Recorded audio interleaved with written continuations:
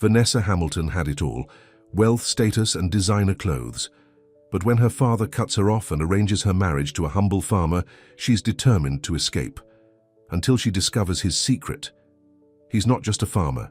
He's a billionaire in hiding. Before we get into the story, comment below where in the world you are watching from today.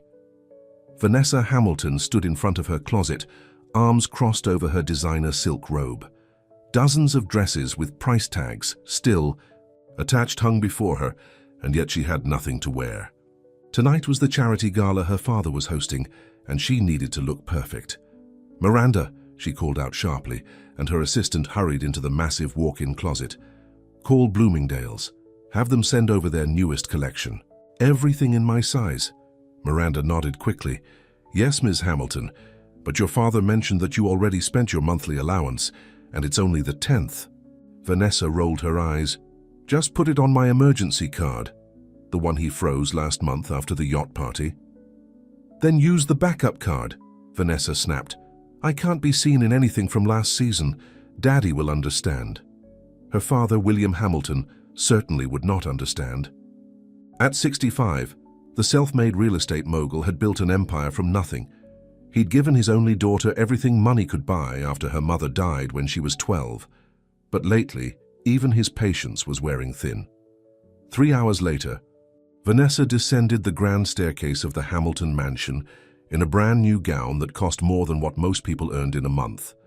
Her blonde hair was perfectly styled, her makeup flawless. "You look beautiful, sweetheart," William said, meeting her at the bottom of the stairs. His smile faltered when he noticed the dress. "Is that new?" "Just a little something I had in the back of my closet," she lied smoothly, kissing his cheek. The gala was in full swing, wealthy donors mingling in the Hamilton Mansion's grand ballroom. Vanessa quickly found her usual crowd, the sons and daughters of New York's elite, none of whom had real jobs or responsibilities. "Vanessa, that dress is divine," her friend Stacy gushed, champagne glass in hand. "Thanks, it's nothing special," she smiled, accepting a glass from a passing waiter. "Speaking of special, is that Devon Reed by the bar? I heard he just broke up with that model." The night progressed with more champagne than charity talk. When the band started playing, Vanessa pulled Devon onto the dance floor, ignoring her father's disapproving look from across the room. "Let's get out of here," she whispered to Devon around midnight. "This party is dead." "I heard about a new club downtown," he suggested. "Perfect. Let me grab my purse." They slipped out without saying goodbye, jumping into Devon's sports car. The exclusive club had a line around the block, but Vanessa's name got them immediate entry. "Bottle service in the VIP section," she told the hostess, handing over her credit card without looking at the prices. The night became a blur of expensive champagne, dancing, and selfies for her social media followers. It was nearly dawn when she stumbled back into the mansion, heels in hand. "Vanessa, my office now." Her father's voice cut through her champagne haze. He stood at the top of the stairs, still in his tuxedo pants and shirt, looking like he hadn't slept.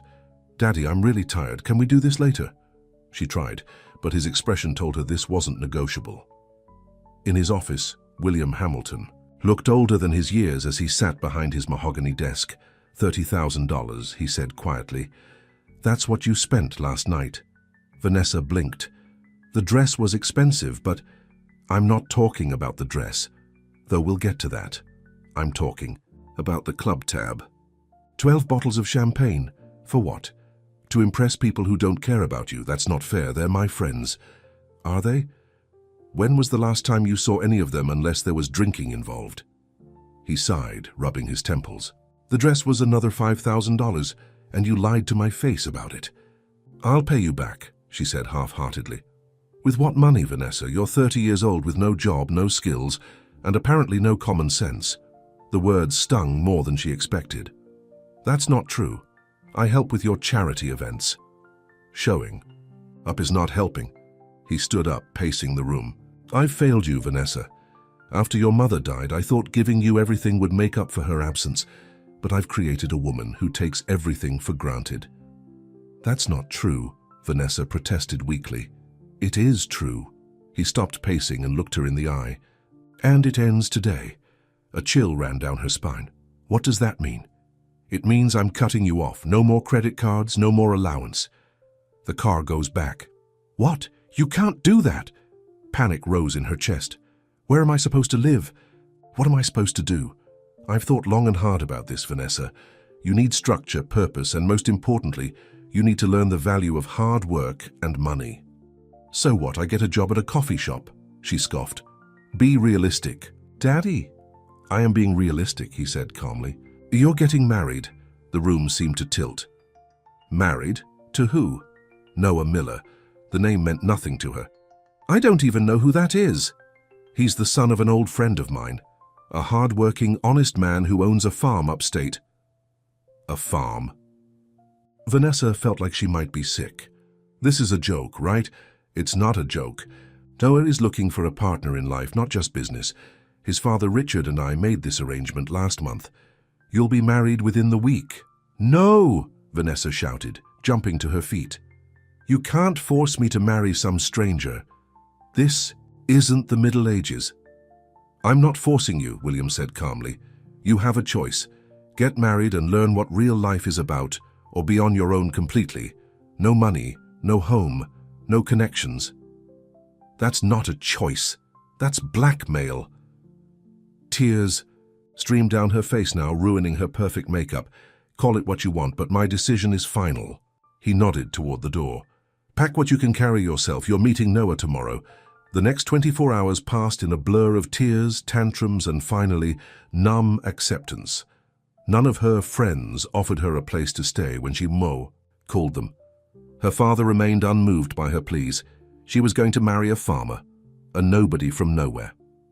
Noah Miller arrived at the Hamilton mansion the next day, driving a sensible truck that looked out of place in the circular driveway. Vanessa watched from her bedroom window as her father greeted him warmly. She took her time coming downstairs, making Noah wait. When she finally entered the living room, she was wearing her most expensive outfit and every piece of jewelry she honed. If she was being sold off, she wanted this farmer to know exactly what he was getting. A woman who belonged in Manhattan, not a barnyard. Noah stood when she entered. He wasn't what she expected. Tall and broad-shouldered, with light brown hair and striking green eyes that seemed to see right through her. His clothes were simple but clean. Jeans, a button-down shirt, and work boots. No overalls or straw hat, at least. Vanessa, this is Noah Miller, her father said. Noah, my daughter Vanessa. It's nice to meet you, Vanessa, Noah said, his voice deeper than she expected. He didn't offer his hand, as if sensing she wouldn't take it. Is it? She asked coldly. Nice to meet the woman you're forcing to marry you? To her annoyance, he didn't react to her hostility. I'm not forcing you to do anything. This arrangement was between our fathers. You're free to walk away and live on the street. Some choice. Her father cleared his throat. Noah has kindly agreed to this arrangement because he wants your money, Vanessa interrupted. Let's not pretend this is about anything else. A flicker of something, amusement, crossed Noah's face. Actually, I agreed because my farm needs help, and your father said you needed purpose. It seemed like a fair exchange. I'm not a farmhand. No, Noah agreed calmly. But you could be a partner, if you wanted to be. His calm was infuriating. She had expected a country bumpkin who would be intimidated by her. This man was neither intimidated nor impressed. The wedding is scheduled for Saturday, her father interjected. Small ceremony here at the house, just us and the officiant. This Saturday, in 3 days. Vanessa looked between them in shock. Don't I get any say in this? You get plenty of say in how you approach your new life, her father replied, but the wedding date is set. The next 3 days were a nightmare.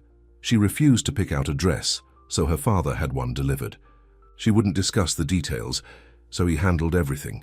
She called everyone she knew, begging for help, but no one was willing to cross William Hamilton. Saturday arrived with brutal swiftness. Vanessa stared at herself in the mirror, wearing a simple white dress she would have never chosen for herself. No veil, no train, no bridesmaids. Her makeup was minimal, her hair pulled back simply. It wasn't a real wedding, it was a business transaction. It's time, Miranda said softly from the doorway. Her assistant looked sadder than Vanessa had ever seen her. Don't feel sorry for me, Vanessa snapped. You're still getting a paycheck, Miranda didn't take the bait. Your father is waiting. The ceremony was brief and cold. Vanessa said, I do, in a flat voice, not looking at Noah as he slid a simple gold band onto her finger. There was no kiss, no celebration afterward. Your things have been loaded into Noah's truck, her father said when it was over. He handed her an envelope. This contains a small amount of cash for emergencies and your new ID cards, driver's license, credit card with a modest limit. The ID credit card is tied to an account I'll monitor. So I'm still on a leash, she said bitterly. Think of it as training wheels, he replied. Noah has agreed to update me on your progress. My progress at what? Milking cows? Her father's expression softened. At becoming the woman I know you can be, Vanessa. Someone your mother would have been proud of. That was a low blow, and he knew it. Vanessa grabbed the envelope and turned, away so he wouldn't see her tears. Noah was waiting by the truck. He took her single suitcase without comment and loaded it in the back. Ready? He asked. Do I have a choice? She replied. There's always a choice, he said simply, opening the passenger door for her. The drive upstate was silent and tense. Vanessa stared out the window as Manhattan disappeared behind them, taking her old life with it. Trees replaced skyscrapers, open fields replaced city blocks. After 2 hours, they turned onto a gravel road with a wooden sign, Miller Farm. When the farmhouse came into view, Vanessa's heart sank. It was a 2-story white building that probably dated back 100 years. No doorman, no elevator, no luxury in sight. Home sweet home, Noah said, parking in front of the house. This is a prison, not a home, she muttered. He heard her but didn't respond, simply collecting her suitcase and heading for the front door. Vanessa followed reluctantly, her designer heels sinking into the dirt path. The inside of the house wasn't as bad as she feared. It was clean and well-maintained with simple, sturdy furniture. A large stone fireplace dominated the living room, and the kitchen looked recently updated with modern appliances. I'll show you to your room, Noah said, heading up the wooden staircase. My room, don't you mean our room? She asked sarcastically. He paused, looking back at her. This marriage may be on paper, but I'm not expecting anything else. You'll have your own space. That threw her. She had been preparing arguments against sharing a bed, and now felt oddly deflated. Her bedroom was at the end of the hallway. It was larger than she expected, with a queen-sized bed, a dresser, and a window seat overlooking the fields behind the house. Bathroom is across the hall. You'll share it with me, Noah said, placing her suitcase on the bed. I'll let you get settled. Dinner's at 6. He left her alone then. Vanessa sat on the bed, suddenly overwhelmed by how drastically her life had changed in less than a week. She was married to a stranger, living on a farm in the middle of nowhere, cut off from everything familiar. An hour later, she hadn't unpacked a single item. What was the point? This wasn't her real life. This was punishment, a lesson her father thought she needed to learn. Well, she wouldn't learn it. She'd make this farmer's life so miserable, he'd send her back to Manhattan within a month. At 6 o'clock, she went downstairs, still wearing her city clothes. Noah was in the kitchen, setting a simple meal on the table, roasted chicken, potatoes, and vegetables. I made dinner, he said unnecessarily. I can see that. She sat down, eyeing the food suspiciously. Do you expect me to cook in the future? I expect you to contribute to this household in whatever ways make sense, he replied, sitting across from her. If cooking isn't your thing, there are plenty of other tasks. Like what? Shoveling manure? A small smile played at his lips. If that's what you're good at, she glared at him. I'm good at shopping and going to parties, not exactly farm skills. You might surprise yourself, he said, serving her some chicken. Most people are capable of more than they think. Don't count on it, she snapped, taking a tiny bite of food. It was annoyingly delicious. After dinner, Noah cleared the dishes. Vanessa made no move to help. I'll be up at 5 tomorrow, he said. Breakfast is at 5:30 if you want to join me. 5 in the morning? She asked, horrified. Why would anyone get up that early? Because the animals don't feed themselves, he replied simply. Good night, Vanessa. She watched him walk up the stairs, his movements steady and confident. This wasn't going according to plan. He wasn't angry or frustrated by her attitude. He seemed almost amused by it. That night in the unfamiliar bed, Vanessa couldn't sleep. The house was too quiet, the darkness too complete without city lights. And, worst of all, she couldn't stop thinking about Noah Miller, the man who was now her husband. The man who seemed completely unfazed by her attempts to make him miserable. She would have to try harder tomorrow. The shrill beeping of an alarm clock jolted Vanessa awake. 5:30 in the morning. She groaned and pulled the pillow over her head. The smell of coffee and bacon drifted up from downstairs, but she had no intention of joining Noah for breakfast. She'd show him just how useless she could be. When she finally came downstairs around 10, the house was quiet. She found a note on the kitchen table. "Coffee in the pot, breakfast in the fridge. I'll be in the East Field. Noah." "Good," she muttered, pouring herself some coffee. "Stay there." She spent the morning exploring the house, looking for signs of Noah's life before her. There were surprisingly few personal touches. Some family photos on the mantel, showing Noah with an older couple she assumed were his parents, a bookshelf filled with farming manuals and some classic novels, and a desk in the corner of the living room with neatly stacked papers. No indication that he'd had any girlfriends or relationships before her. Not that she cared. By noon, boredom had set in. She'd already scrolled through all her social media, but no one had posted anything interesting. She tried calling Stacy, but the call went straight to voicemail. She sent a dramatic text to her entire friend group about being held hostage on a farm, but no one responded. Her stomach growled. The breakfast Noah had left, a plate with an omelette and toast, didn't look appealing cold. She opened the refrigerator, expecting to find champagne and fancy cheeses like at home. Instead, she found milk, eggs, vegetables, and basic staples. "Great," she sighed. "I guess I'm starving today." Just as she was about to close the fridge, she spotted a container of yogurt. That would have to do. She grabbed it and a spoon, then wandered to the front porch. The wooden swing looked inviting, and she sat down to eat her meager lunch. From the porch, she could see much of the farm stretching out before her, fields of crops, a red barn in the distance, and a small orchard. It was admittedly pretty in a rustic way. In the far field, she could make out Noah's figure working with some kind of machinery. After finishing the yogurt, boredom drove her to exploration. She changed into the only pair of flat shoes she owned, white canvas sneakers that were now hopelessly impractical, and ventured out to see just what kind of operation her husband was running. The sun was hotter than she expected, and within minutes she regretted not bringing water. Her silk blouse was already sticking to her back by the time she reached the barn. Inside it was cooler and smelled of hay and animals. Several horses peered at her from their stalls, and a grey cat watched her suspiciously from atop a hay bale. "Hello?"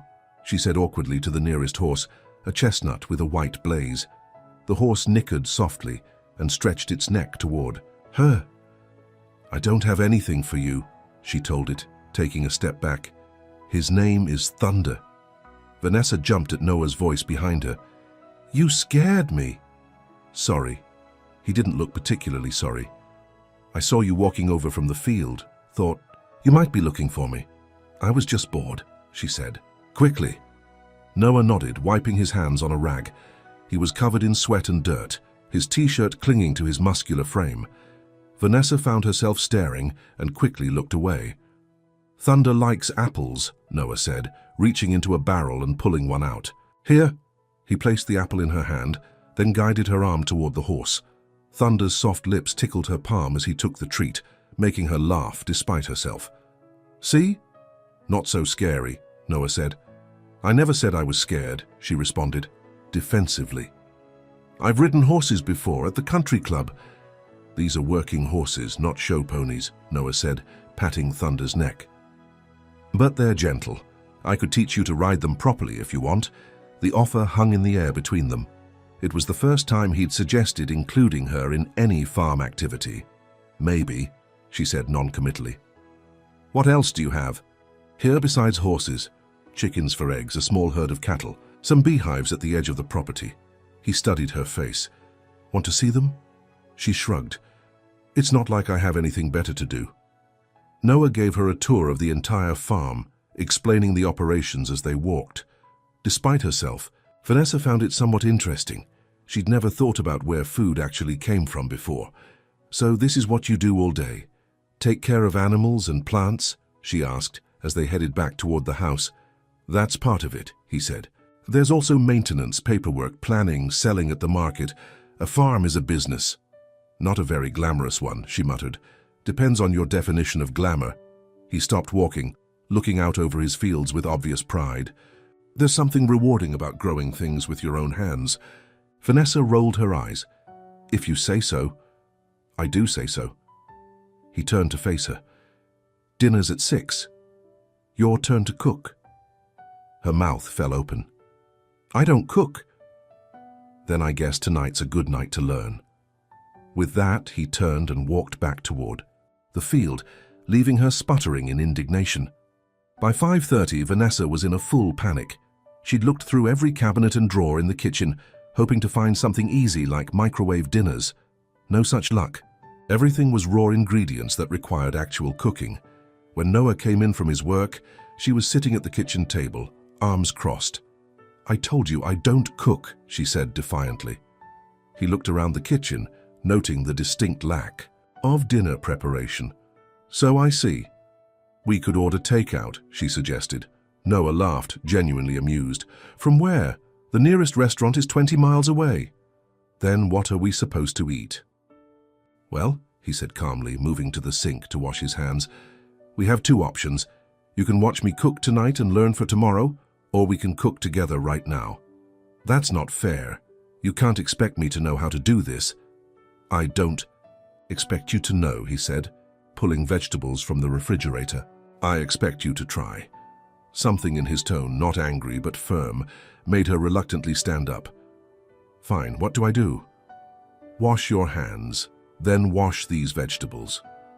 For the next hour, Noah taught her the basics of making a simple pasta dish. She grumbled the entire time, but followed his instructions. When they finally sat down to eat, she was surprised by how satisfying it felt to eat something she'd helped prepare. "It's not terrible," she admitted. "High praise," he said with a small smile. "Tomorrow we'll try something else." "Tomorrow?" She frowned. "I didn't agree to cook every night." "No. But you did agree to contribute to this household," he reminded her. "Consider this your contribution for now." She wanted to argue but found herself too tired. The day of walking around the farm and cooking had worn her out more than any spin class back in the city. That night she fell asleep immediately, not even bothered by the country quiet that had kept her awake the night before. The next week fell into a pattern. Noah would be gone by the time she woke up, leaving her to fend for herself during the day. In the evenings, he would teach her to cook something new. She complained constantly but paid attention to his instructions. On Saturday, Noah announced they were going to the farmer's market in town. "I sell our produce there every weekend," he explained. "You're coming with me." "Why do I have to go?" "Because it's what partners do," he said simply, loading crates of vegetables into his truck. "And whether you like it or not, that's what we are now." The farmer's market was set up in the town square, if you could call it a town. To Vanessa, it looked like just a few buildings around a patch of grass. Noah's stand was toward the center with a simple sign, "Miller Farm, Organic Produce." "Organic?" she asked as they set up. "Like the overpriced stuff at Whole Foods?" "Like food grown without synthetic chemicals," he corrected. "It's better for the land and the people who eat it." To her surprise, Noah was something of a local celebrity. People came specifically to his stand, greeting him by name and asking about specific crops. He knew everyone, asking about their families and health with genuine interest. "You've got a new helper today," one older woman commented, looking at Vanessa curiously. "This is my wife, Vanessa," Noah said, and the simple way he said it made Vanessa's face heat up. "Wife?" The woman's eyebrows shot up. "When did this happen?" "Recently," Noah said, not elaborating. "Vanessa, this is Mrs. Peterson. She makes the best apple pies in the county." "Nice to meet you," Vanessa said automatically, falling back on the social graces her mother had taught her. "You too, dear, though I have to say you're not what I expected for Noah." "Betty," Noah warned gently. I'm just saying, Mrs. Peterson laughed. She looks like a city girl. What brings you to our little corner of nowhere? Every eye at the stand was on her now. Vanessa faltered, not sure what to say. I needed a change of scenery, Noah finished for her, placing a hand on her lower back. And I needed help with the farm. Perfect match. Mrs. Peterson didn't look convinced, but she nodded. Well, I hope you'll be happy here, dear. It's a big adjustment, country living. So I've noticed, Vanessa replied dryly. After Mrs. Peterson left with her vegetables, Vanessa turned to Noah. Why did you do that? Cover for me. He shrugged. Our arrangement is our business, not theirs. The rest of the market day was busy. Noah handled most of the transactions, but he gradually encouraged Vanessa to help customers find what they needed. By the end of the day, she was exhausted but feeling oddly accomplished. You did good today, Noah said as they drove home. You're a natural with people when you want to be. The unexpected compliment caught her off guard. I've had practice, charity events and parties. Those skills translate. People like to feel seen and heard, whether they're buying a $5,000 charity ticket or a $5 bunch of carrots. She glanced at him, surprised by his insight. I guess so. Back at the farm, Noah unloaded the truck, while Vanessa went inside to start dinner. She didn't even question it now, it had become her job. Tonight she was confident enough to try making the pasta dish on her own. When Noah came in, he raised his eyebrows at seeing her already cooking. Look at you, becoming a regular farm wife. Don't get used to it, she said. But there was less a bite in her tone than before. This is still temporary as far as I'm concerned, is it? He leaned against the counter, watching her. Has your father called to end this arrangement? No, she admitted. But he will. Once he thinks I've learned my lesson. And what lesson is that? She stirred the pasta sauce, avoiding his gaze. That I'm spoiled and entitled and don't appreciate what I have. Are you? Spoiled and entitled? According to everyone, yes. The words came out more bitter than she intended. Noah was quiet for a moment. People are quick to judge, especially when they only see the surface. She looked up at him, surprised again. Was he actually defending her? Dinner's ready, she said, changing the subject. After eating, Noah disappeared into the small office off the living room, saying he had paperwork to do. Curious, Vanessa lingered near the door, pretending to browse the bookshelf. Through the partially open door, she could see him at the computer, frowning in concentration. His desk was organized with neat stacks of papers and folders. Whatever he was doing, it looked more involved than what she'd expect for a small farm. Need something? He asked without looking up, startling her. Just looking for something to read, she said quickly. There's a library in town if you want more options. We could go tomorrow after church. Church? She repeated. Sunday morning service. Most people around here go. I'm not religious, she said. Neither am I particularly, but it's part of being in the community. He finally looked up at her. You don't have to come if you don't want to. She hesitated. The thought of sitting alone in the house all morning was depressing. I'll come, but I don't have anything to wear to church. For you'll be fine in whatever you have, he assured her. It's not fancy. The next morning, Vanessa put on the most conservative outfit she'd packed, a knee-length sundress and cardigan. It felt strange to be getting ready for church, something she hadn't done since her mother's funeral. The little white church in town was charming, with stained glass windows and wooden pews. Noah greeted people as they entered, introducing Vanessa as his wife. Each time he said it, she felt a strange flutter in her stomach. After the service, there was a coffee hour in the basement. Vanessa found herself surrounded by curious locals, all wanting to know about Noah's mysterious new wife. How did you two meet? A young woman asked. Through family, Vanessa said vaguely. Was it love at first sight? An older man teased. Before Vanessa could respond, Noah appeared at her side. More like respect at first sight, he said smoothly, putting his arm around her shoulders. Vanessa isn't afraid of hard work. She nearly choked on her coffee. It was the biggest lie anyone had ever told about her. That's our Noah, the man laughed, always valuing practicality over romance. There's nothing wrong with practicality, Noah said. but his eyes met Vanessa's with unexpected warmth. On the drive home, Vanessa was quiet, thinking about how easily Noah had incorporated her into his life, how he'd defended her to the townspeople without even knowing her. "Why are you being so nice to me?" she finally asked. "I've been nothing but awful to you." Noah kept his eyes on the road. "You're in a difficult situation. Being angry about it is natural." "But you could be angry too. You didn't exactly get a dream wife out of this deal." He glanced at her. "Who says I didn't?" She laughed, certain he was joking. "Please, I'm useless on a farm. I complain constantly. I don't know how to do anything practical." "You're learning," he pointed out, "and you're smart. You pick things up quickly when you try." Another compliment. Coming from anyone else, she might have dismissed it as flattery. But Noah didn't seem the type to say things he didn't mean. "Anyway," he continued, "this arrangement is benefiting me too." "How? What do you get out of it besides a reluctant cook?" He smiled slightly. "That's for me to know." The cryptic response bothered her more than it should have. That evening after dinner, a thunderstorm rolled in. Lightning flashed across the sky, and rain pounded against the windows. Vanessa had always hated storms, ever since she was a little girl. In her Manhattan apartment high above the city, storms had seemed distant. Here they felt immediate and threatening.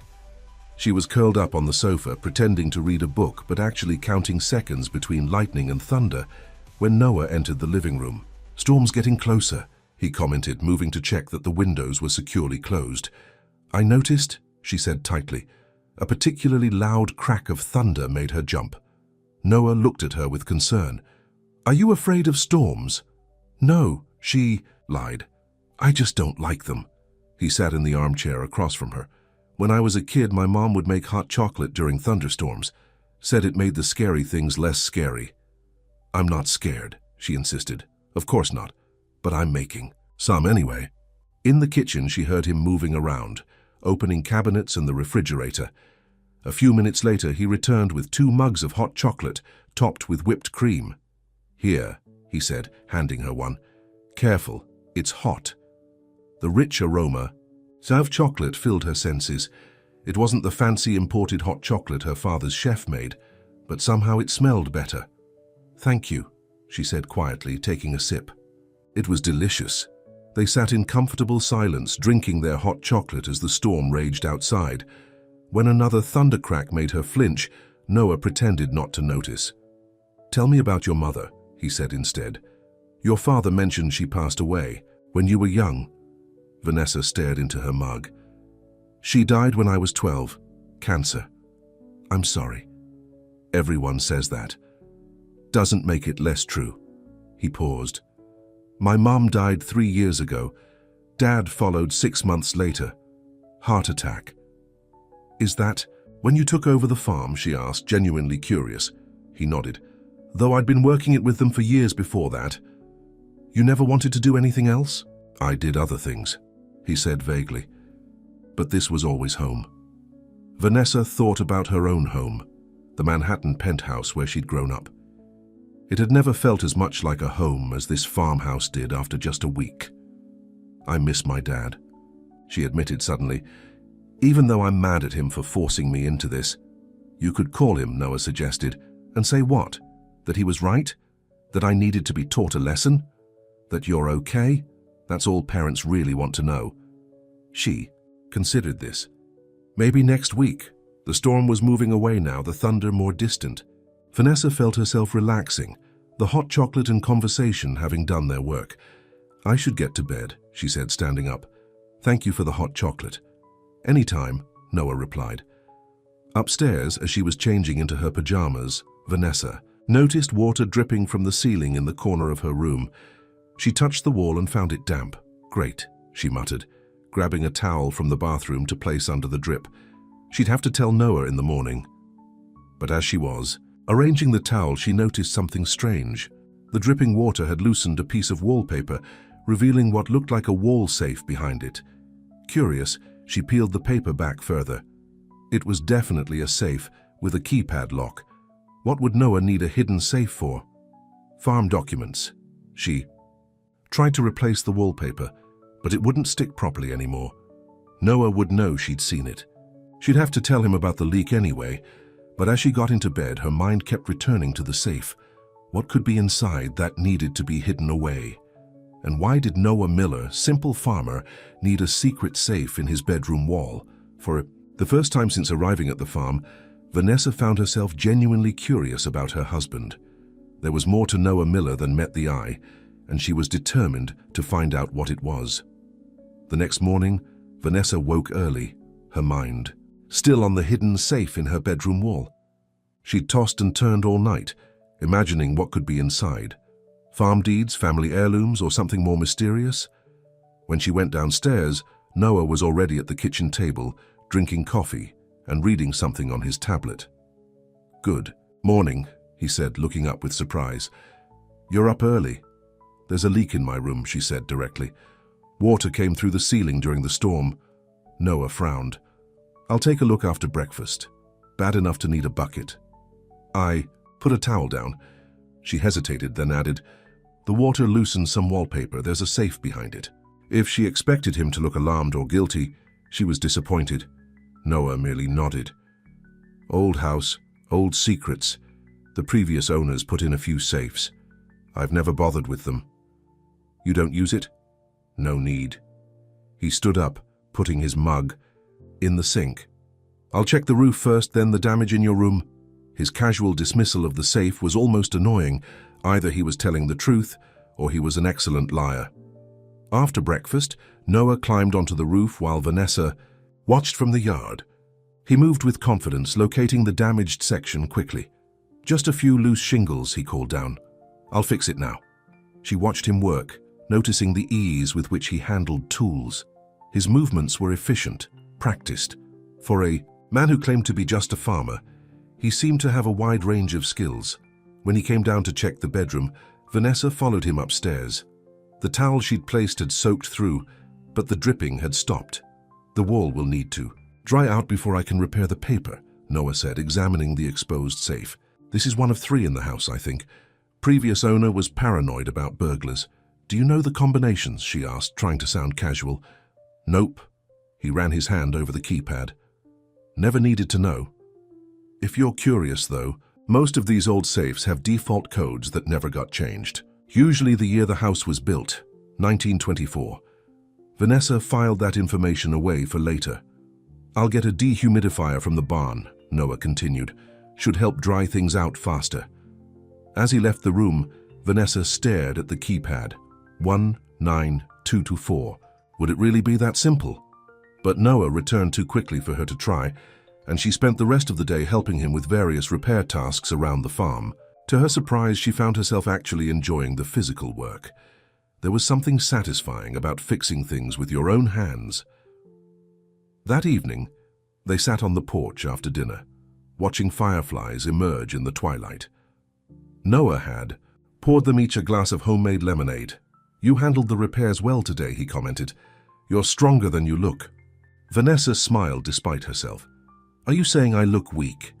"I'm saying most people who've never done manual labor struggle more than you did." He took a sip of lemonade. "You're adaptable." "I didn't think I was," she admitted.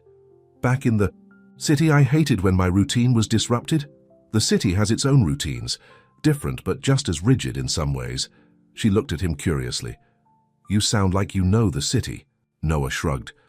"I've spent some time there." "Doing what?" "This and that."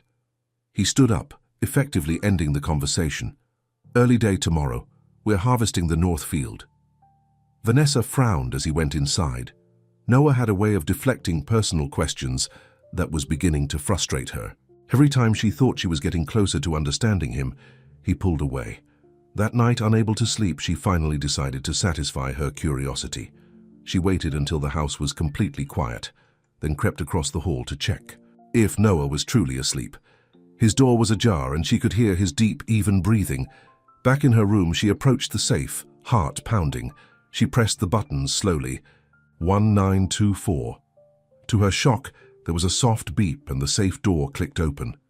Inside was a single manila folder. Vanessa hesitated, then removed it, feeling like a spy in a movie. She took it to her bed and opened it by the light of her phone, the Contents made no sense at first. Financial statements, stock certificates, legal documents, all in Noah's name. But as she read further, the numbers jumped out at her. Millions of dollars. Properties in New York, Chicago, Los Angeles, majority shares in multiple tech companies. Noah Miller wasn't just well off, he was incredibly wealthy. One document in particular caught her eye. A newspaper article with Noah's photo headlined, "Tech genius Noah Miller sells startup for $300 million. The article described how Noah, after building a successful agricultural technology company, had surprised everyone by selling it and retreating from public life. Vanessa stared at the photo. It was definitely her Noah, though with shorter hair and wearing a suit instead of farm clothes. The article was dated 3 years ago, around the time he said his parents had died. She carefully replaced everything in the folder and returned it to the safe, closing it with shaking hands. Her mind was reeling. Noah Miller was richer than her father, richer than her, and he'd been deceiving her all along. Sleep was impossible now. She lay awake until dawn, trying to make sense of it all. Why would a billionaire pretend to be a simple farmer? Why would he agree to marry her? It couldn't be for money or connections. He clearly had plenty of both. Was this all some kind of test? Had her father known the truth? By morning, confusion had turned to anger. Noah had let her believe he was a struggling farmer. He'd watched her adjust to a simpler life, while hiding the fact that he could buy and sell her father's company 10 times over. When she went downstairs, Noah was making breakfast as usual. He smiled when he saw her. "Morning. Sleep well?" "No," she said coldly. "I didn't." He frowned, noticing her tone. "Is the leak bothering you? I can move you to another room until—" "The leak is fine," she interrupted. "The safe is what bothers me." Noah went still, his expression unreadable. "You opened it. You knew I would. You practically gave me the combination." He sighed, turning off the stove and facing her. "What did you find?" "Everything," she snapped. "Who you really are, what you really are. And what am I exactly? A liar, a fraud," she was nearly shouting. "Now, you let me think you were some poor farmer my father forced me to marry, when all along you've been, what, slumming it? Playing country gentleman for fun while secretly being richer than God?" Noah didn't respond immediately. He leaned against the counter, arms crossed. "Are you done?" "No, I'm not done." She paced the kitchen. "Why? Why pretend? Why agree to marry me? Is this all some kind of sick game to you?" "It's not a game, Vanessa." His voice was calm, which only infuriated her more. "And I never lied about who I am. I'm a farmer, that's what I do. The fact that I have money doesn't change that." "Doesn't change," she sputtered. "You have billions. You could hire people to do all this work. You could live anywhere, do anything." "And I chose this," he said simply. "Because this is what matters to me." She stared at him, unable to process his logic. "What about marrying me? Why agree to that?" Noah hesitated. "So your father and I had an understanding." "What understanding? That you'd teach me a lesson? Make me appreciate the simple life before revealing you're actually richer than I am?" The humiliation washed over her anew. "Was everyone in on the joke except me?" "It wasn't like that," Noah insisted. "Your father contacted me because he knew about my background, both the tech success and my return to farming. He thought you needed perspective. So you were using me as a charity case," she said bitterly. "Poor little rich girl needs to learn how the real world works, if that's what you want to believe." Noah's patience seemed to be wearing thin now. "Your father was worried about you. He thought I could help. By tricking me, by making me feel worthless and useless while you played at being a humble farmer." "I never made you feel worthless," he said sharply. "That's on you. And I never played at anything. This farm is real. The work is real. The life I've built here is real." Vanessa shook her head, tears threatening. "I don't even know who you are." "Yes, you do." Noah took a step toward her. "I'm the same person I was yesterday and the day before that. The only thing that's changed is what you know about my bank account." "It changes everything," she insisted. "Every moment, every conversation. It was all based on a lie. Was it?" He held her gaze. When I taught you to cook, was that a lie? When we worked side by side fixing the fence, was that a lie? When I held you during the thunderstorm, was that a lie too? Vanessa faltered. Those memories washing over her. The genuine smile when she'd successfully made dinner on her own. The patient instruction when she'd struggled with farm tasks. The warm comfort of his arms during the storm. I need some air, she said finally, turning away from him. Don't follow me. She walked out of the house without looking back, not caring that she was still in her pajamas. The morning air was cool, the farm peaceful around her. She walked without direction, trying to sort through her chaotic thoughts. Noah Miller was a billionaire. The revelation should have made her happy. This was her ticket back to her old life. She could call her father, tell him she knew the truth, and demand to be released from this ridiculous arrangement. So why did the thought fill her with sadness instead of triumph? She found herself at the horse barn, where thunder nickered in greeting. Without thinking, she found an apple in the barrel and offered it to him. At least you're honest about who you are, she told the horse as he munched contentedly. Vanessa stayed with the horses for hours, finding comfort in their simple presence. When her stomach began to rumble with hunger, she reluctantly headed back to the house. She found Noah in the kitchen making sandwiches. He looked up when she entered but didn't speak. I called my father, she said, breaking the silence. Noah nodded, his expression carefully neutral. And? He admitted everything. Said he'd known you for years through business circles, that when he was looking for a way to teach me responsibility, you suggested this arrangement. She leaned against the doorframe. He thought it was perfect. I'd learn to appreciate what I had and you'd get company, Noah finished quietly. That's all I asked for. Company? She frowned. You could have company any time. You're rich and, objectively speaking, good-looking. You could have dated anyone. A small smile played at his lips. Good-looking? Huh?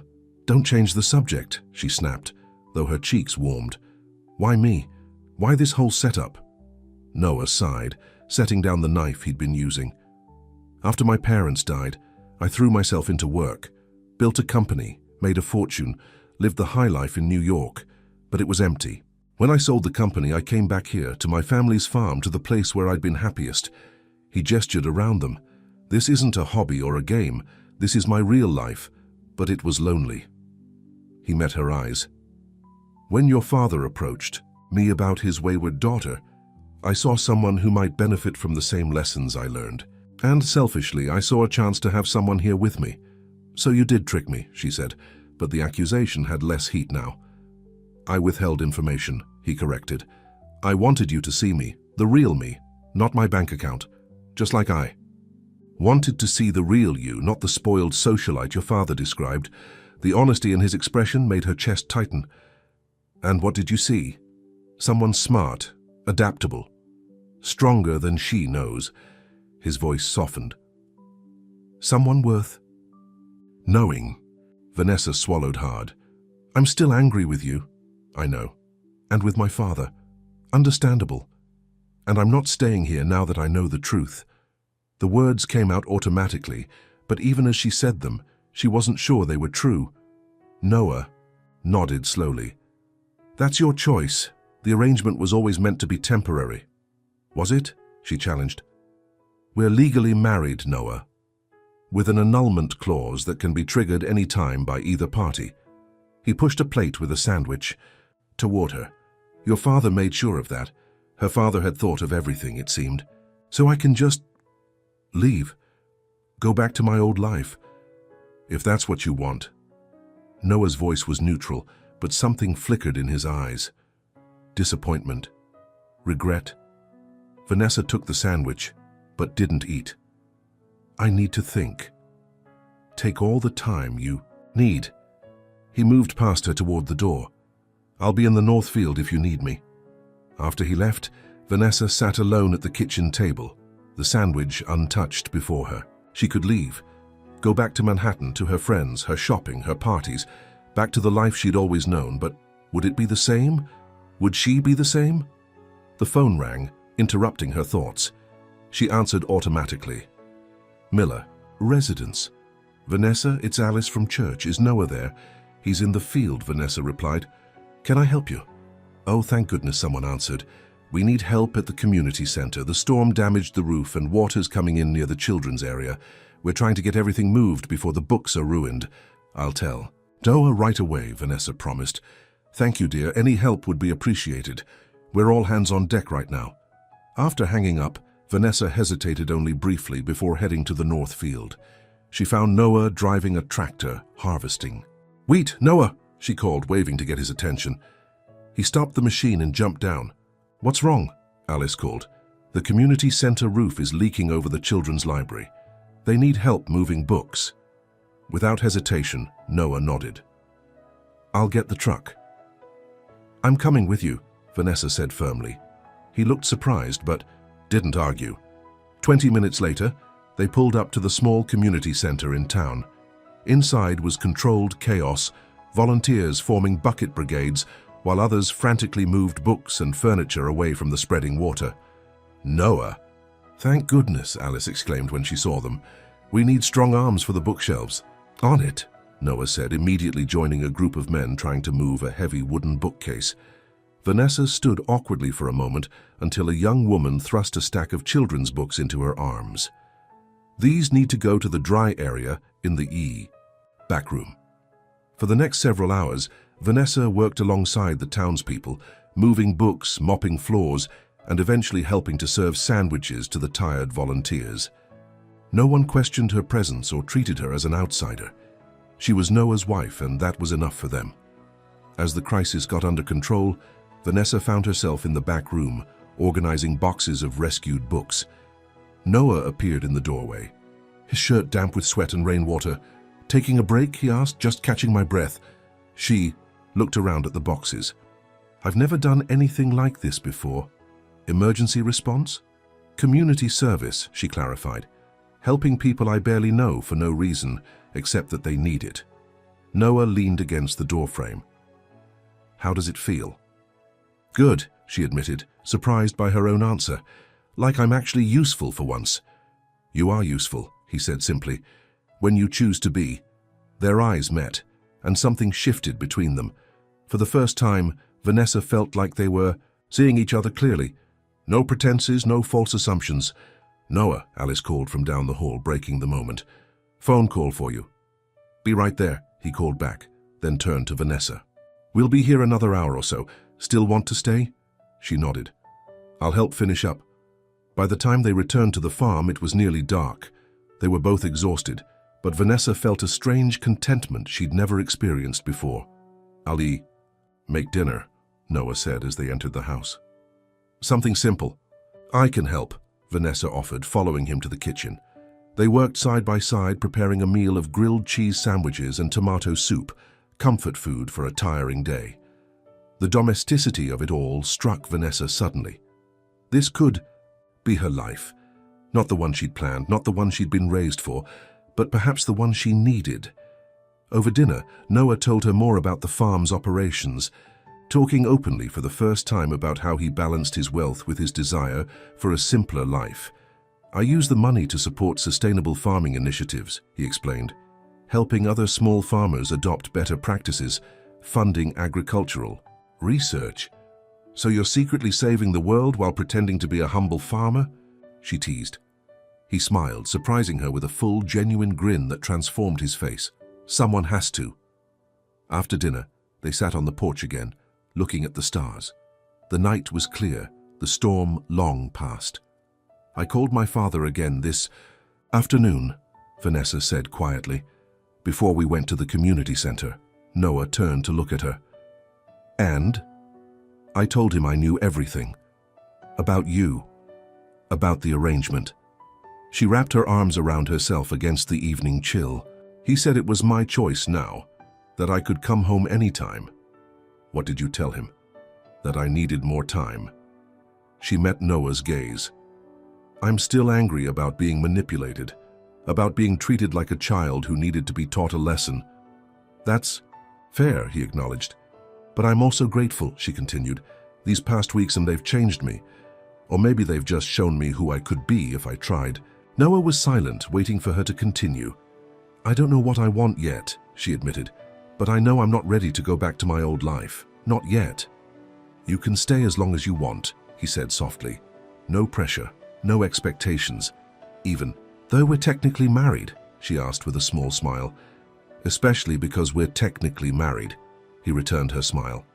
It's not every day a billionaire gets to say his wife married him for his farm, not his money. Vanessa laughed, the tension between them easing. Your very modest farm, I might add.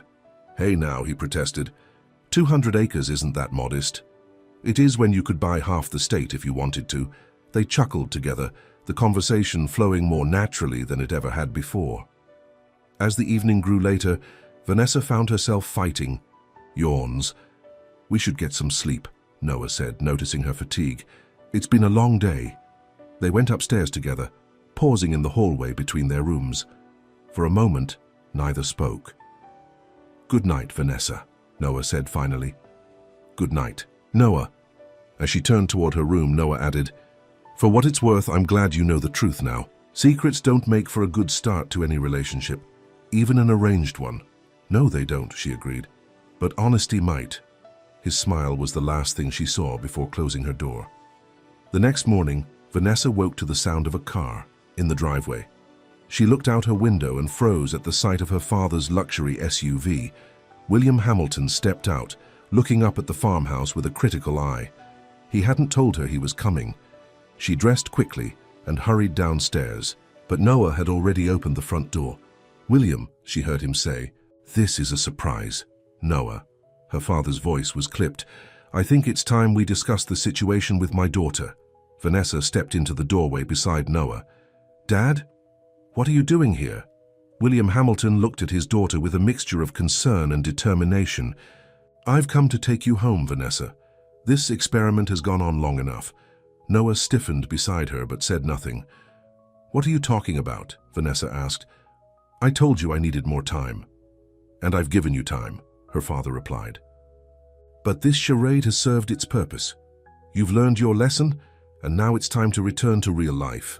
The dismissive way he referred to the farm, to Noah's life, and what had become her life too, sparked a flash of anger in Vanessa. This is real life, Dad, she said sharply. Maybe more real than anything in Manhattan. William shook his head. Don't be dramatic, Vanessa. You've made your point. You can rough it with the common folk. But the joke's over now. He looked at Noah. No offense, Miller. None taken, Noah replied coolly. But this isn't my decision. It's Vanessa's. William turned back to his daughter. I've arranged everything. The annulment papers are in the car. You can be back in your apartment by tonight. Vanessa felt Noah tense beside her, though his expression remained neutral. This was the moment of truth. She could go back to her old life, with all its comforts and familiar patterns, or she could stay here, in this new life she was only beginning to understand. But as she looked between her father and Noah, she realized it wasn't really about where she lived at all. It was about who she wanted to be. Dad, she said, stepping forward, I'm not coming back with you. William's confident smile faltered. What? I'm staying here. With Noah. Don't be ridiculous, her father scoffed. This was never meant to be. Permanent. Just a lesson in what? Humility? Responsibility? Vanessa shook her head. If that was the lesson, I've learned it. But I've learned something else too. She glanced at Noah, who was watching her with an unreadable expression. I've learned that I like who I'm becoming here. Vanessa. Her father's voice took on the warning tone she'd heard all her life. Think about what you're giving up. I'm not giving up anything that matters, she replied, with a confidence that surprised even her. The person I was in New York, she wasn't happy, Dad. She was just distracted by shiny things and parties. William's face darkened. So you're choosing this, he gestured dismissively at the farm, over your family, your heritage? I'm choosing myself, Vanessa said simply, maybe for the first time ever. Noah had remained silent throughout the exchange, but now he placed a gentle hand on Vanessa's shoulder. The simple touch gave her strength. William looked between them, his expression shifting from disbelief to resignation.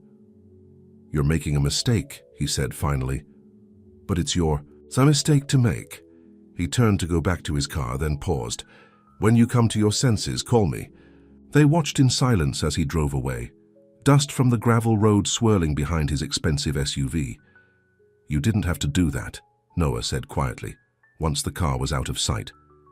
Vanessa turned to face him. "Yes, I did." "Why?" The question hung between them, weighted with possibilities. Vanessa took a deep breath. "Because for the first time in my life, I'm exactly where I want to be." The weeks following William Hamilton's visit brought changes to the farmhouse.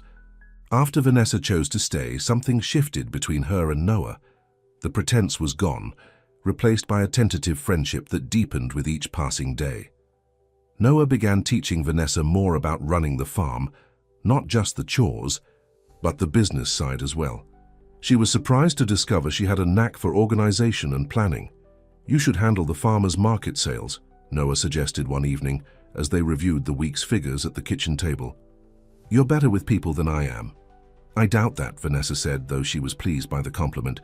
"Everyone in town loves you." "They respect me," he corrected. "It's not the same thing. You actually connect with them. You remember Mrs. Peterson's granddaughter's dance recital and Mr. Collins' hip surgery." Vanessa hadn't realized he'd noticed those conversations. "Those are just basic social skills. Skills I don't have in abundance," Noah admitted with a small smile. "I've always been better with plants and animals than people." "The billionaire tech founder who's shy with people," she teased. "I find that hard to believe." Noah shrugged. "I had business partners who handled the public-facing aspects. I was the ideas guy working behind the scenes." This revelation gave Vanessa new insight into the man she'd married. All his wealth and success hadn't changed his fundamental nature. Quiet, thoughtful, more comfortable with the land than in the spotlight. The next Saturday at the farmers' market, Vanessa took charge of their stand while Noah handled the heavy lifting. She greeted customers, recommended produce based on what they were cooking, and by the end of the day they'd sold out completely. "We should celebrate," Noah said, as they packed up the empty crates. "Best market day of the season." "What did you have in mind?" Vanessa asked, wiping her hands on her apron, a garment that would have horrified her just months ago, but now felt perfectly natural. "Dinner in town. There's a little Italian place that's not half bad." It struck Vanessa that this would be their first real date, if it was a date at all. The thought made her unexpectedly nervous. "I'd like that," she said. "But I should change. First, I smell like vegetables." Noah laughed, a sound she'd grown to love. "Me too. Home first, then dinner." Back at the farmhouse, Vanessa stood before her closet, suddenly anxious about what to wear. Her designer clothes from Manhattan seemed ridiculous for a small-town restaurant, but she wanted to look nice. She finally settled on a simple sundress, one she'd bought in town when Noah had taken her shopping for more practical clothes. It wasn't designer, but it suited her now just as the farm life increasingly did. When she came downstairs, Noah was waiting in the living room. He'd changed into clean jeans and a button-down shirt, his hair still damp from the shower. He looked up when she entered, and the appreciation in his eyes made her cheeks warm.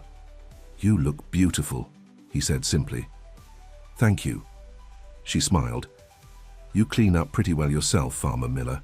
The Italian restaurant was small and cozy, with checkered tablecloths and candles in wine bottles. Several locals greeted them as they entered, and Vanessa realized she knew most of them by name now. "Do you realize this is our first real date?" she asked after they ordered. Noah's eyebrows rose. "I guess it is. We did things a bit backward, didn't we? Marriage first, dating later. Everything about us has been unconventional." She twirled her wine glass between her fingers. 6 months. Ago, if someone had told me I'd be happily living on a farm with a secret billionaire, I'd have thought they were crazy. And if someone had told me I'd be married to William Hamilton's daughter and actually enjoying it, I'd have had them committed, Noah countered with a grin. Their easy laughter filled the small space between them. As they ate, they talked about everything and nothing, plans for the farm, town gossip, childhood memories. For the first time, it felt like a real relationship, built on genuine connection rather than arrangement or obligation. After dinner, they walked through the town square, where string lights illuminated the central gazebo. A small band was playing, and a few couples danced on the makeshift floor around it. "Dance with me?" Noah asked unexpectedly, holding out his hand. Vanessa took it without hesitation. "I didn't know you danced." "There's a lot you still don't know about me," he said, leading her to the gazebo. His arm slipped around her waist, warm and secure, as they began to move to the music. Vanessa had danced with countless men at Manhattan galas and clubs, but none had made her heart race like Noah's simple touch. "What made you come back to the farm?" she asked softly. "Really? After all your success, you could have done anything, gone anywhere." Noah was quiet for a moment, guiding her through a gentle turn before answering. "After my parents died, I threw myself into work. The company grew bigger than I ever imagined. Suddenly I was surrounded by people who wanted something from me. My money, my connections, my technical knowledge." His eyes met hers. "Nothing felt real anymore. No one saw me, just what I could give them." Vanessa nodded, understanding all too well. "I know that feeling. When I sold the company, everyone thought I was crazy, walking away at the peak of success." He shrugged. "But coming back here, the land doesn't care how much money you have or what your stock options are worth. The crops won't grow any faster for a billionaire than they will for a penniless farmer. There's an honesty to it that I couldn't find anywhere else." As they swayed to the music, Vanessa rested her head against his shoulder. "Thank you for sharing this life, and with me, even if it started as my father's idea of a lesson." Noah's hand tightened slightly on her waist. "Best arrangement I ever made," he murmured into her hair. The moment felt perfect, until Vanessa spotted a familiar face watching them from across the square. Stacy, her friend from Manhattan, was standing by the ice cream parlor, phone in hand, clearly taking photos. Vanessa stiffened. "Noah," she whispered, "don't look now, but one of my old friends from the city is here." He carefully turned them so he could see. "The blonde by the ice cream shop? That's Stacy. She must have tracked me down somehow." Vanessa's stomach knotted with anxiety. "She's taking pictures. This will be all over social media by morning." "Does that bother you?" Noah asked carefully. "Being seen with the humble farmer?" "No." Vanessa pulled back to look at him. "That's not it at all. I'm worried about you. Once they find out who you really are..." "Ah." Understanding dawned in his eyes. "You're worried about my privacy." "You left that life for a reason," she said. "The last thing you need is my shallow friends exposing your secret and bringing the press to your doorstep." The concern in her voice must have touched him, because his expression softened. "Let's go say hello to your friend," he suggested. "Get ahead of the story." Before Vanessa could protest, Noah was leading her across the square toward Stacy, whose eyes widened as they approached. "Vanessa! Oh my God, it really is you!" Stacy exclaimed, her voice carrying across the square. "Everyone's been wondering where you disappeared to." "Hello, Stacy," Vanessa said, suddenly conscious of how different she must look from the last time they'd seen each other. Her hair was simpler, her makeup minimal, her dress modest compared to her former wardrobe. "What brings you to the middle of nowhere?" "Your father mentioned you were staying upstate," Stacy said, eyes darting between Vanessa and Noah with naked curiosity. "I was visiting my aunt in Albany and thought I'd try to find you." She extended a manicured hand to Noah. "I'm Stacy Winters, Vanessa's best friend from the city." Vanessa nearly laughed at the best friend claim. Stacy had been notably absent when she'd needed help after her father cut her off. "Noah Miller," he replied, shaking her hand. "Vanessa's husband." "Husband?" Stacy's voice rose an octave. "You actually went through with that. We all thought it was just one of William's power plays." "It started that way," Vanessa admitted, "but things change. Clearly." Stacy's gaze swept over Vanessa's simple dress and Noah's casual attire. "So this is what you've been doing? Playing farm wife?" She laughed, the sound brittle and artificial. "Wait until everyone hears about this." Noah's hand found Vanessa's, squeezing gently. "We're not playing at anything," he said calmly. "This is our life now." Stacy's eyes narrowed. And what exactly do you do, Noah? Besides farming. The way she said the word made it sound like a communicable disease. Before Noah could answer, Vanessa cut in. Noah's agricultural work is internationally recognized. He's developed sustainable farming techniques that are being implemented worldwide. Say it wasn't a lie, just not the whole truth. Noah looked at her with a mixture of surprise and gratitude. How interesting, Stacy said, clearly not finding it interesting at all. But Vanessa, honey, you can't be serious about staying here. What about your charity work, your social obligations, your father's connections? I'm helping with real charity work here, Vanessa replied. Last month, we raised enough money to rebuild the local community center's children's wing. And last week, I started a program bringing fresh produce to elderly residents who can't make it to the market. The pride in her voice was genuine, and Noah's smile widened as she spoke. Stacy looked baffled. But what about your life? Your real life? This is my real life now, Stacy, Vanessa said firmly. And I'm happier than I've ever been. The conversation ended awkwardly, with Stacy promising to stay in touch while already backing away. As she departed, Vanessa could see her frantically typing on her phone. Well, the Manhattan rumor mill will be working overtime tonight, she sighed as they walked back to their truck. Does it bother you? Noah asked. What they'll say about you? Vanessa considered this. 6 months ago, the thought of her social circle gossiping about her fall from grace would have devastated her. Now it seemed trivial. No, she realized, it doesn't bother me at all. Noah smiled, opening the truck door for her. Then let's go home.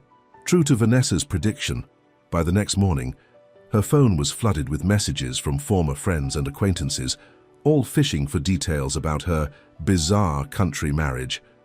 Her father called too, warning her that Stacy's social media posts had stirred up interest in her whereabouts. The gossip is bad enough, William said, but some reporters have been asking questions. If they find out about Noah's background, we know, Dad, Vanessa assured him. We're handling it. Noah's solution was characteristically direct. Let's just tell the truth, he suggested, on our terms, before someone else does it for us. Which, that was how a week later, they found themselves hosting a small press conference at the farm. Noah had contacted a journalist he trusted from his tech days, offering an exclusive interview about his new life and marriage.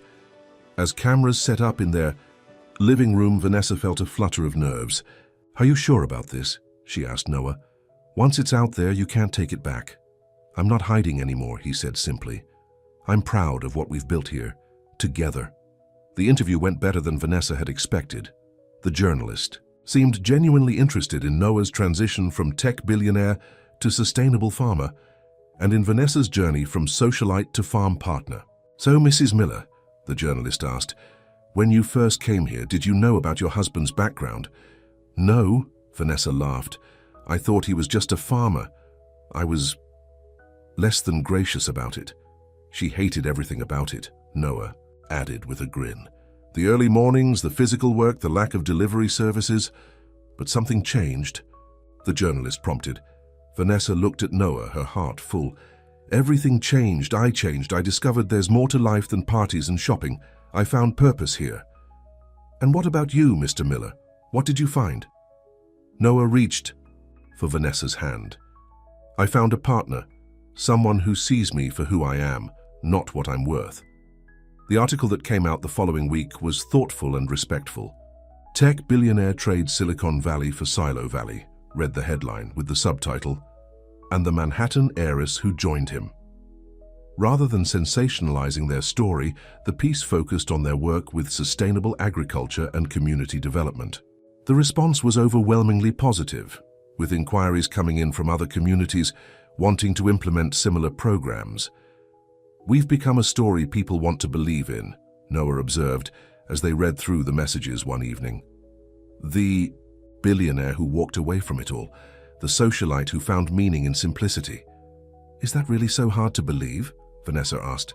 In today's world? Maybe. He set down the tablet, looking at her seriously.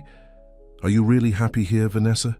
Now that the arrangement is over, now that you could go back to your old life if you wanted to? She met his gaze steadily. I've never been happier. Even without the shopping sprees and gala events? I don't miss those things, she said honestly. I miss my father sometimes, but he's coming around. He's visiting next weekend, remember? Noah nodded, but something in his expression remained uncertain. I just want to make sure you're here because you want to be, not because you feel obligated or— Noah, she interrupted, moving to sit beside him on the sofa. I'm here because this is where I belong. With you. The words hung between them, weighted with meaning neither had fully expressed before. With me, he repeated softly. As my farm partner, my friend, Vanessa's heart thundered in her chest. As whatever you want me to be. Noah's hand came up to cup her cheek. What if I want you to be my wife? For real this time, not just on paper. I think, she whispered, leaning closer. That could be arranged. When their lips finally met, it felt like coming home. The kiss was tender at first, then deepened with months of unspoken feelings. When they finally pulled apart, Noah rested his forehead against hers.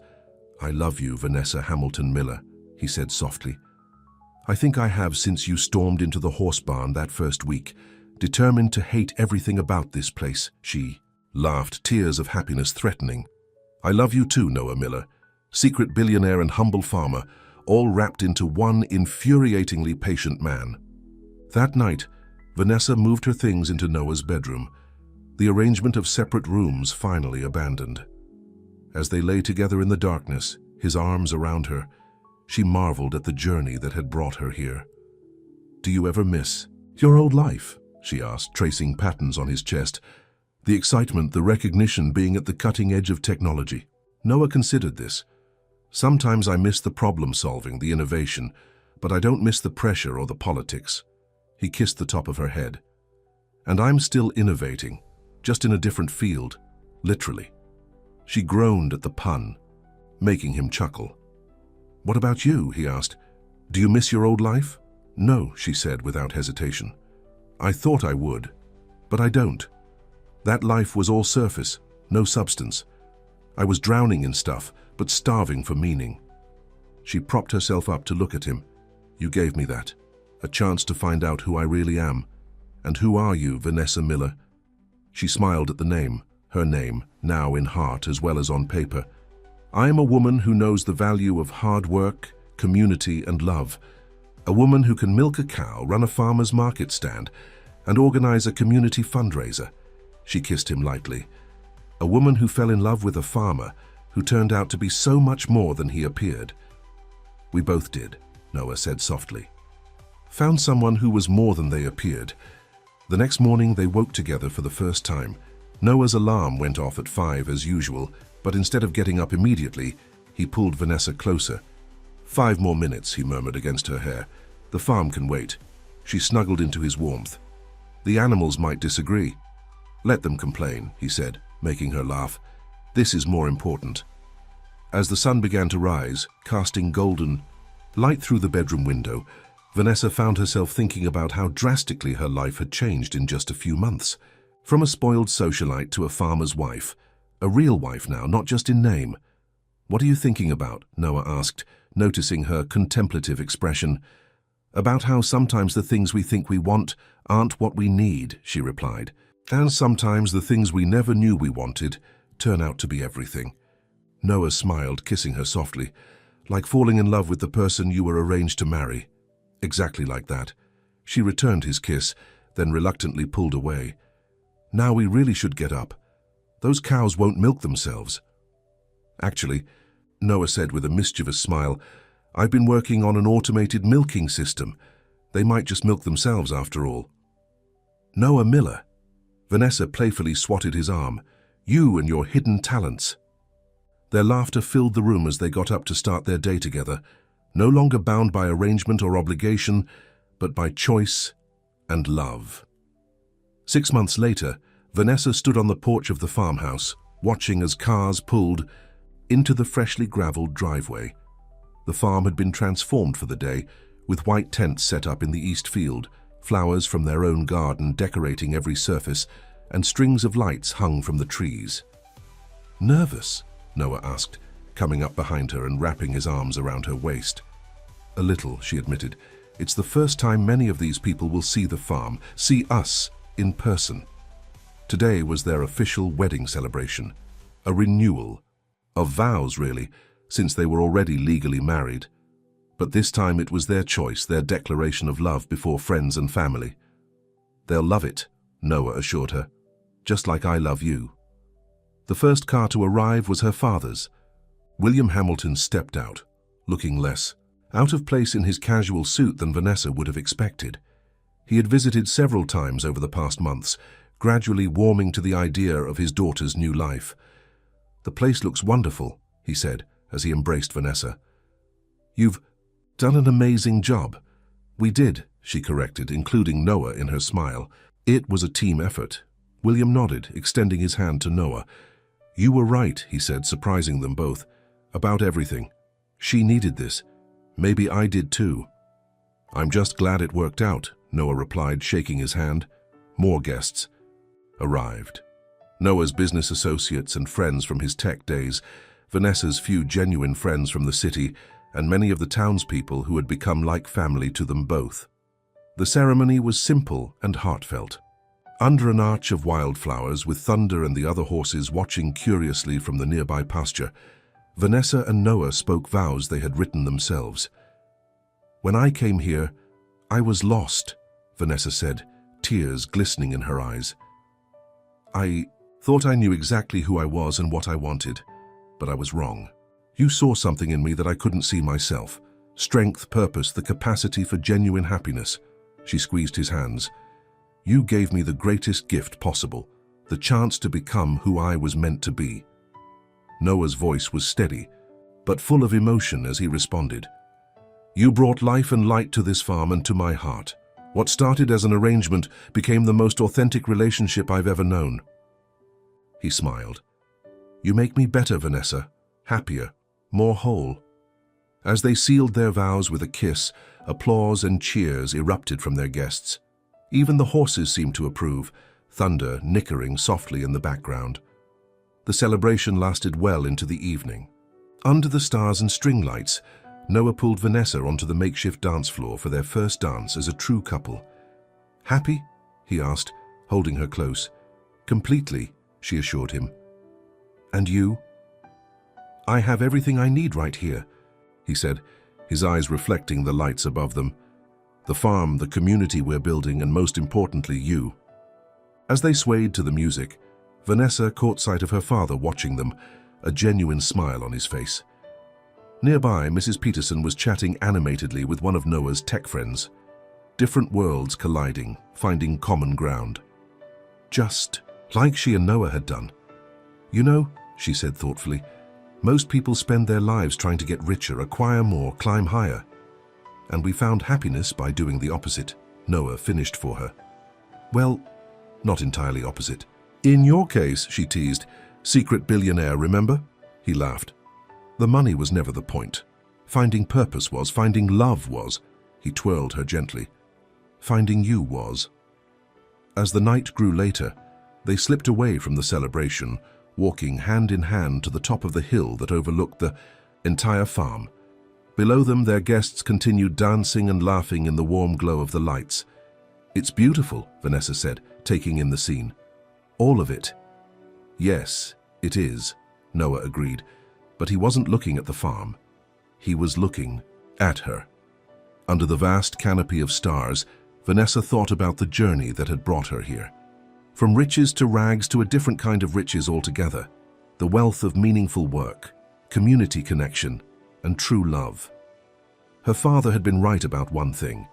She had needed to learn about value. Not the price of things, but their worth. The worth of hard work, of honesty, of commitment. The immeasurable worth of being loved for who you truly are.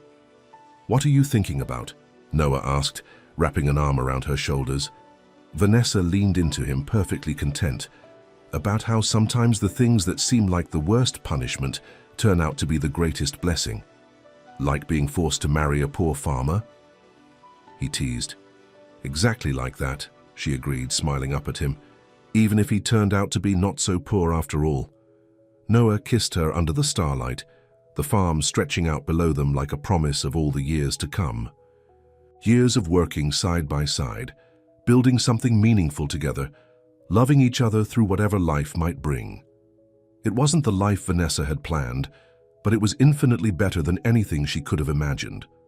A life rich in all the ways that truly mattered. Ready to go back? Noah asked as they finally broke apart. Vanessa nodded, taking his hand. Yes, she said. Let's go home. The end.